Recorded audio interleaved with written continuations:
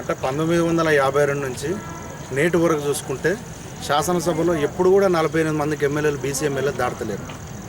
అంటే అందులోకి వెళ్ళి ఒక 8 కులాలు మాత్రమే, ఒక 7-8 కులాలు మాత్రమే ఈ శాసనసభ వ్యవస్థలకు అడుగుపెట్టినాయి తప్ప మిగతా కులాలు కూడా ఇంతవరకు శాసనసభ మొహం చూసే కూడా పరిస్థితి లేదు. కాబట్టి ఏంటంటే ప్రభుత్వాలు మళ్ళీ ఈ మధ్యలో బీసీలని ఎంబీసీలని ఒకటి డివైడ్ చేసి బీసీలకు మేజర్ కులాలకు ఇంతమంది శాసనసభలు అడుగుపెట్టారు, ఇప్పటి బీసీలకు అందాల్సిన కులాలు ఇవే ఎగిరేసుకుపోతున్నాయని చెప్పి ఒక తప్పుడు అపోహలు సృష్టించి దీని ఒక బైఫర్కేషన్ తీసుకొచ్చి ఒక అపోహలు సృష్టించింది.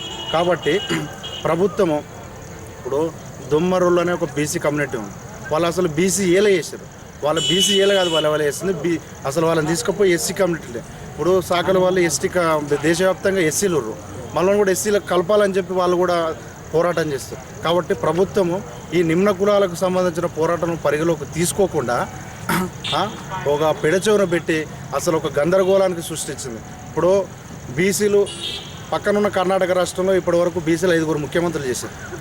అదే తమిళనాడు రాష్ట్రంలో బీసీలే రాజ్యాధికారాన్ని వెళ్తారు. కాబట్టి ప్రభుత్వాలు చిత్తశుద్ధితో పనిచేసి మిగతా నిమ్న కులాలు ఏవైతేనో వాటిని ముందుకు తీసుకొచ్చి వాళ్ళని సామాజికంగా, ఆర్థికంగా, విద్యాపరంగా అభివృద్ధి చేస్తేనే ఆ కులాలు ముందుకు పోతాయి.